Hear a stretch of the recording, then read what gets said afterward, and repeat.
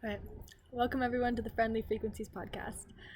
I'm going to talk to you today about my story.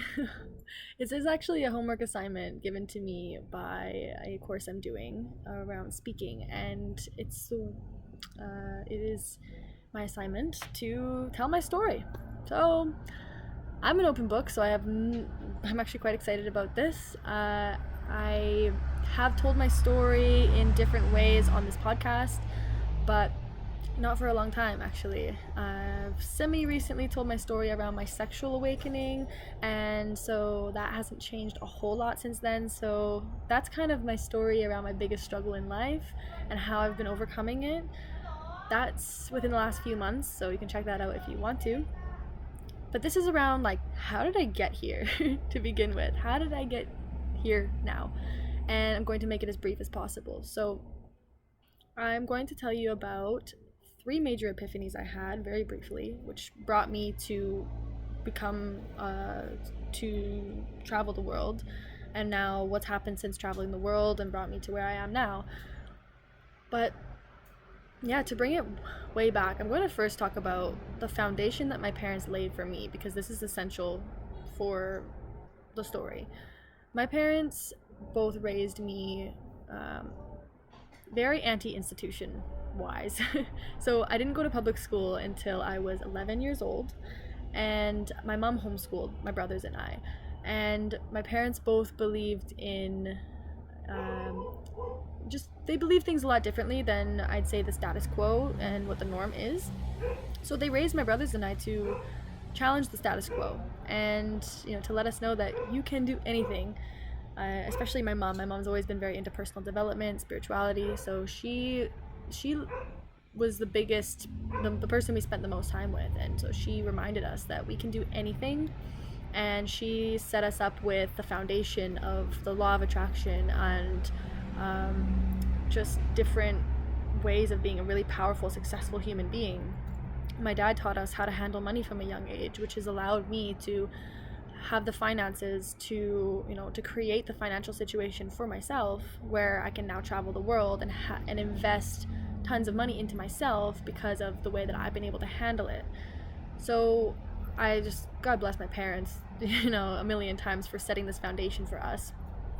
And for me, that up until the age of 11, like, that was what I knew. And so that, for the most primary years of my life, set me into a mindset of, okay, I didn't have the same kind of thinking, I guess, as the way that they teach you in public school. But at age 11, I decided I want to go to public school, so I did. So for the second decade of my life, I was in public school up until a few years ago when I graduated college. And so this leads me to my first epiphany, right? So from age 10 to 21, I wanted to be a police officer. That was my career. I had tunnel vision, didn't want anything else. And when I tell people that, they think like, what the hell? They get so shocked because that's nothing like who I am. But that was my life path. So I got my degree in criminology, and then around age 21, I had this big epiphany that I don't want to be a police officer anymore. Through watching a movie that I just saw people looking really peaceful, and I thought, I don't think I'm going to be that peaceful. I don't think I'm going to have that type of peace if I'm a police officer in Vancouver. It's possible, but from what I learned about it, I need to be prepared for major stress throughout my life. And so I moved away from that. That was the first major epiphany that shifted my life completely. And around that time, I was becoming an artist. I had just become an artist through COVID, so this was around the same time. But this is where the school system plays into it, right? Because the conditioning I had from my parents and from my mom especially, which it would have been, okay, I'm not going to be a police officer.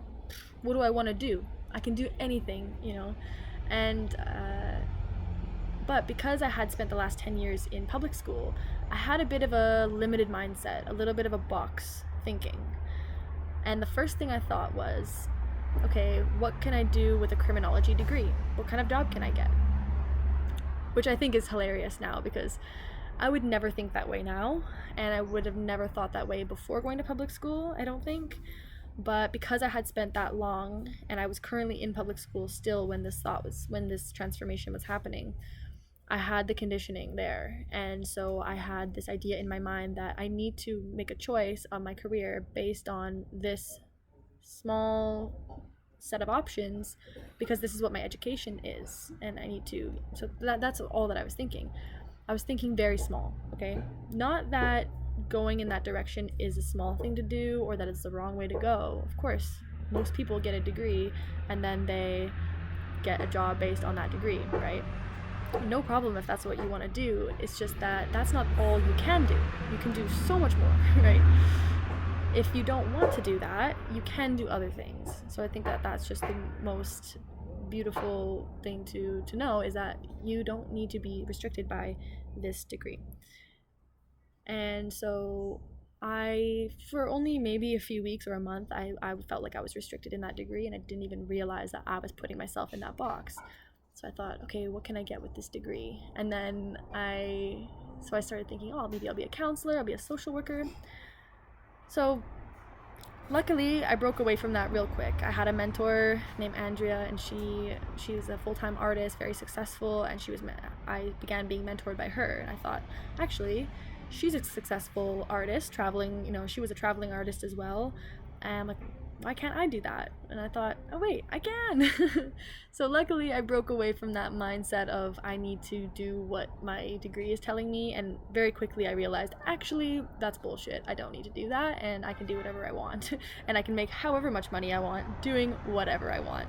So there I go. I'm right back onto the mindset that my mom raised me to have, and luckily I was able to get back on track really quickly that way because of the foundation she laid for me. So then I moved on to, I want to be a full-time artist. And then soon that turned into becoming a traveling artist, right? And so that's where my next epiphany came from, which was, I'm going to be a full-time artist. That's my new career. That's what I want to do.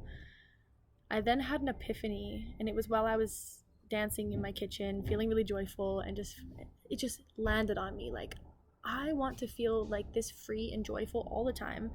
And that just led me to think, why don't I just go travel the world? It just kind of landed on my shoulders. This tends to happen with a lot of things. It just kind of like hits me, and I'm like, okay, I'm gonna do that.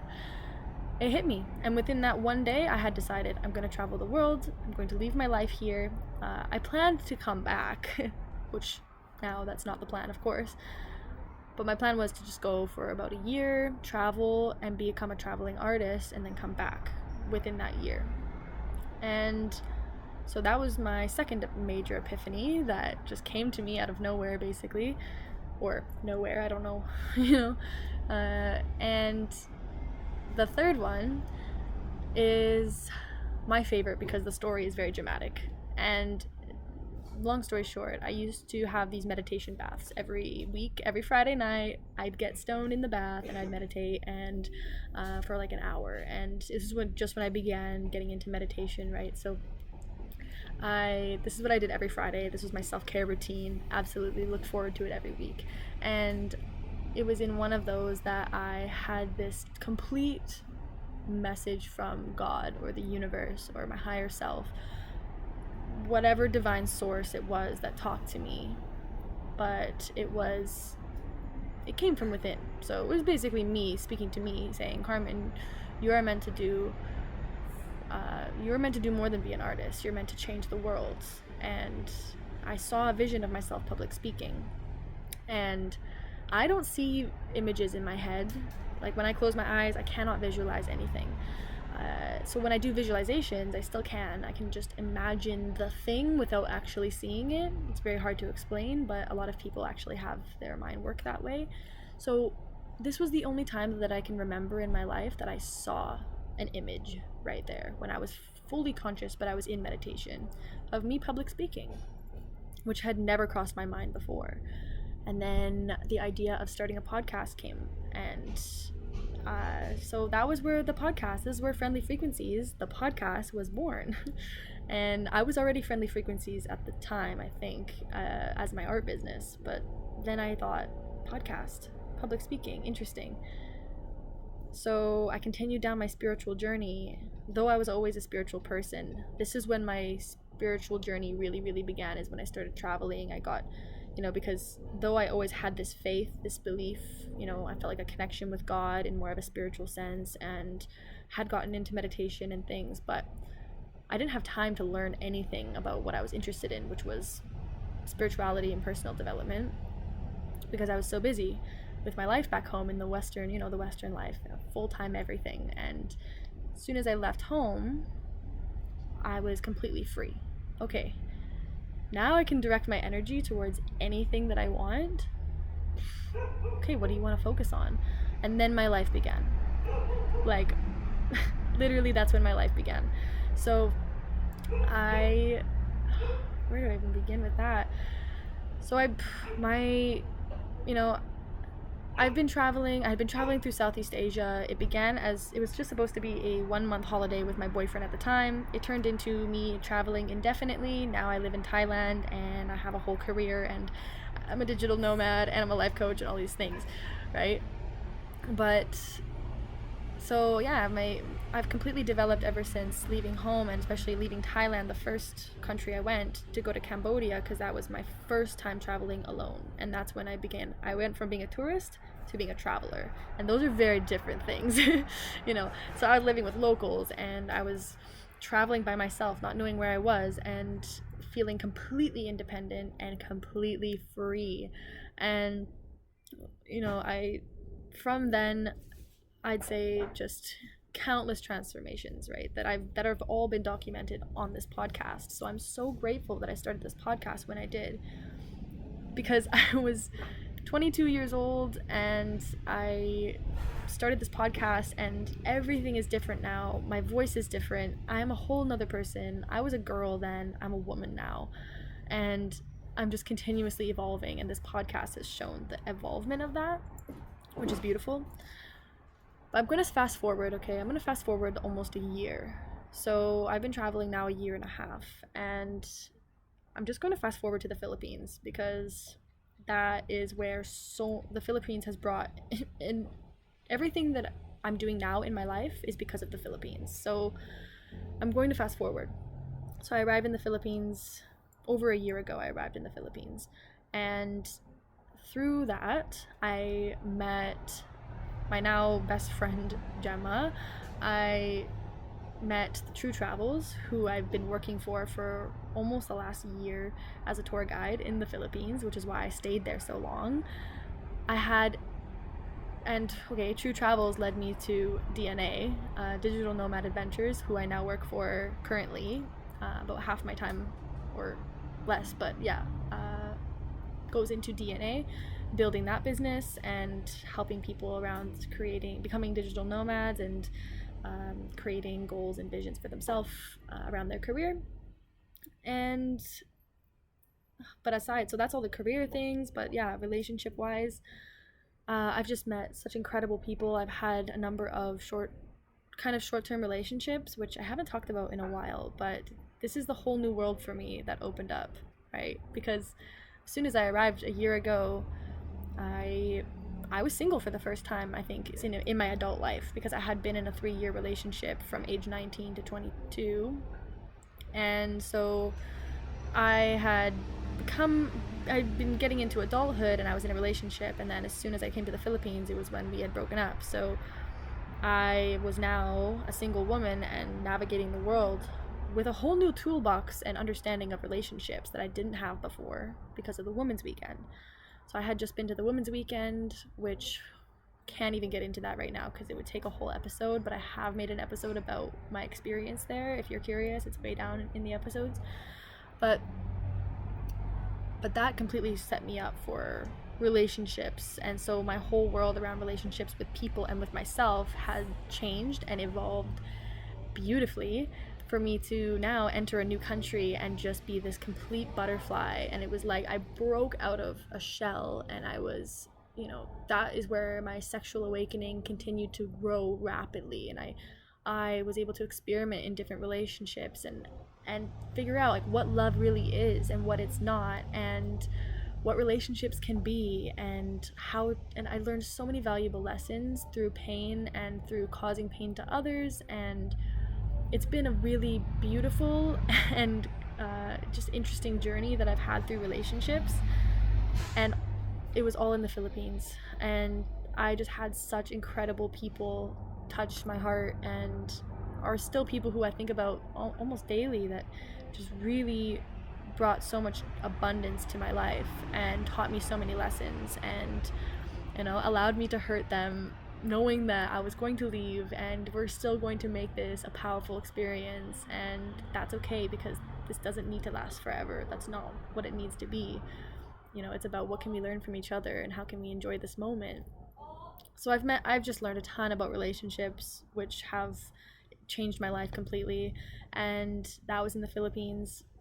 And I I accidentally became an influencer in the Philippines, which I think is so funny. Like, yeah, I'd say, or like a micro influencer, whatever you want to call it. Like, when I arrived in the Philippines, I had, say, 500, 700 followers, and within the first few months that had bumped up to like 60,000, and it stayed around there for the last while. So like, yeah, over my now between TikTok and Instagram, it's like, I don't know, 80,000 people, but I'd say most of those people are Filipinos, which is so funny. And so I would go around the Philippines, and because I'm a tour guide, of course, I'd be going here and there and then visiting islands I'd never been to. So I was going all over the Philippines, right, for the last year. And I a number of times had Filipinos come up to me saying, "Oh, you're that girl who paints murals, like I know you, I'm a fan of you." And I was like, what? The first time that happened to me, I couldn't even believe it. And I also had some foreigners, like some other travelers who I would meet at hostels. They would say, I had a couple people say, "You're the cone girl." Like when I mentioned my cone video of me painting a cone to look like Patrick Star. And I've had a number of people from all over the world say, "I've seen that video," because that was my most viral one. So anyways, I just think it's hilarious. And actually, the way that came to be, I believe I completely manifested that because of my context shift that I had when I arrived in the Philippines, which is another episode about, so I don't need to get too much into that. But it was like, the episode is called "Change the Context, Change Your Life," or something like that. And I really recommend that, because that completely changed my life. And I believe that the reason I excelled on social media was because of that episode and what I learned there. And it was right after I made that episode that my accounts started popping off. And so I just think it's really, really insane. So yeah, so I became this traveling artist. I had lots of people kind of knowing who I was around and wanting to see me paint. People were inviting me around to the Philippines to paint for them. But at that point, I was a tour guide, and I was kind of moving away from art, actually. So I spent like 3 years of my life before traveling, and the first little while of traveling, really into art and loving it, wanting it to be my career. And then it's evolved since then a lot. I actually don't paint at all anymore. Very rarely do I. And I know a lot of people are like, probably like, "Oh, F you, like, you're living the dream, you're becoming this, I had the potential to travel the world and paint murals for everyone and just have like a really successful career this way." I've had people tell me like, "Are you crazy? Why would you have turned that down?" And it's not that I'm closing the door on it completely, it's just that that's not what's really fulfilling to me. Everybody has their own way of finding fulfillment. Everyone has their own dharma, their own soul's purpose, I believe. And that's not mine, actually. So it was fun. It's brought me a lot of joy and abundance and opportunities. Without being a traveling artist, I wouldn't have become a tour guide, and I wouldn't be here now. But I'm not really passionate about art. I never have been. I've always been a creative person. I've always been kind of painting, or not always painting, but just I've always been a creative person. But now my life has moved in such a direction of personal development that's my life. Personal development and spirituality, and like those two avenues are what my energy is just being drawn to all the time since I left home. And so I still will do a mural for someone every now and then. to trade, say, for a tattoo. Like I've traded for my leg sleeve, I've traded for a motorcycle. Like when it's a fun trade like that, okay, great, I'll do it. But it's not how I want to structure my career. Like I see myself, again, like I saw in this vision, I saw myself public speaking, I saw myself using my voice and speaking to people and having an impact that way. And I'm now in this service to others, and I'm very open to how that looks, but I just don't see myself as, yes, I'm good at art, but that's not how I'm here to change the world. A lot of people have changed the world through art, but that's just not me. That's not what I feel is my purpose here. So I'm just going where I feel called to be. I'm following my curiosity for and my passion and drive for personal development and helping people create the happiness and the peace, the inner peace that I feel. And I'm just here to share how it's working for me so that you can try it for yourself, right? And that's why I have the podcast. And I'm living in alignment now. And now I'm a life coach, and of course I feel like I've been a life coach for the last few years because I for my friends and people around me, I just naturally do it. It's not always called for, and I definitely have work to do around giving advice and all of that, but I excel at helping people get clear on what they want and why they want it. And it's just a natural thing for me. I've been doing this, right? My mom would, every like in new chapters of my life, we would go through these like clarity sessions of getting clear and setting a vision. And, so I've been doing this with my family for a long time, that it's so natural to me. I know what questions to ask, and I know how to word things so that they're the most powerful and they resonate the most. And I'm turning that kind of into how I can help people, and this is new, right? Like I've been talking about it on my last episode, like how I can help people bring that to social media, because a lot of people don't know how to express their vision on social media, let alone do they even have a vision to begin with. And so the best way to get people enrolled into your vision is to get on social media and talk about it. So that's what I'm doing, and it's working. So I'm here now to help other people bring their vision to life through social media, so that we can move away from this idea that social media is bad and that people are getting brainwashed and that then it's all fake news and all of this negativity around social media as being this horrible addictive substance, which is not wrong when used incorrectly. But because of the way that I've been able to leverage social media, I've been able to stay off of it as a consumer for the most part, but be there as a provider. I'm here to provide on social media to help other people, and the people who see my content are benefiting from it. And if everybody had a way of looking at social media like that, if everybody posted on social media in a way that was always benefiting people, then the content that you do choose to consume in a way that is not an addictive, you choose it in a wise way, intentionally, then you're consuming something that is feeding your mind positive information that is going to help you in life.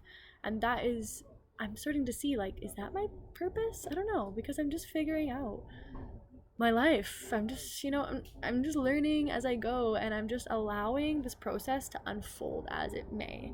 And it's unfolding beautifully. And I'm just following my curiosity, staying focused on my vision, which is to impact the world, impact people who are here to listen to my voice, or people who happen to hear my voice, have an impact on that person, plant a seed for them, even if it's one person.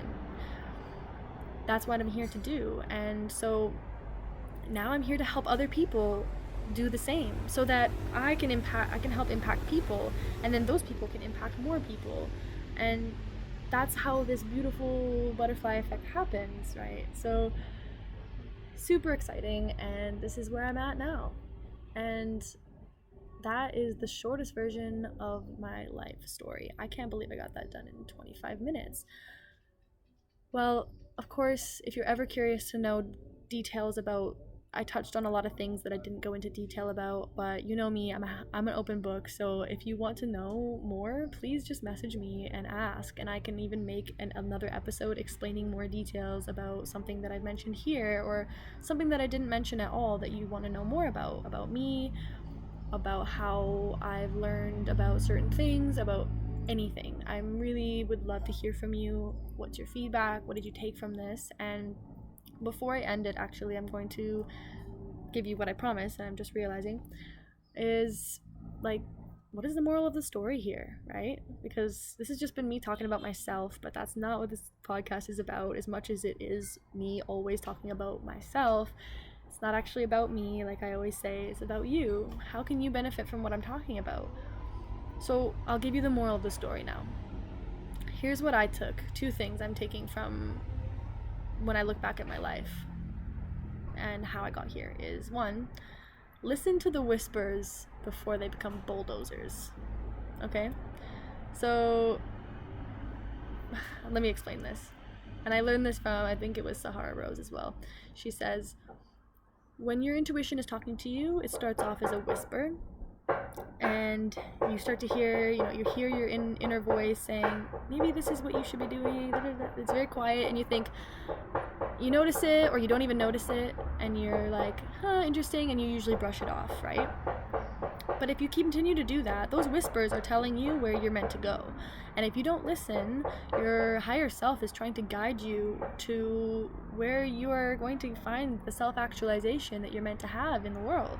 So if you don't listen to it, then okay, it's gonna be a tap on the shoulder, okay? And if you don't listen to that, and by tap on the shoulder, meaning like in life, right? A whisper just comes to you, okay, you might ignore it. A tap on the shoulder is like maybe somebody mentions it to you and you still ignore it. Something around this, okay? Then it becomes a punch in the face. So something really bad happens. Maybe you get fired from your job, or something, like that happens, and you still ignore it. And then hopefully it doesn't get to the point where you're going to be hit by a car and have a completely catastrophic thing that completely changes your life forever happen, such as having a near-death experience or something to that magnitude, losing a loved one. Now, I don't know how it all plays, but when these ginormous things happen that are like being hit by a car in your life, sometimes that's what it takes for you to just listen to your intuition, right? And if you had just listened to that whisper, maybe you didn't need to be hit by that car. So when you hear these whispers from your higher self talking to you, like, hey, why don't you go explore that? Why don't you go read that book? Or see that person, or whatever it is, I recommend that you listen to it so that it doesn't have to get bigger and bigger, and the world doesn't have to throw you off a cliff before catching you. It can just get you to jump off yourself and know that you're going to soar.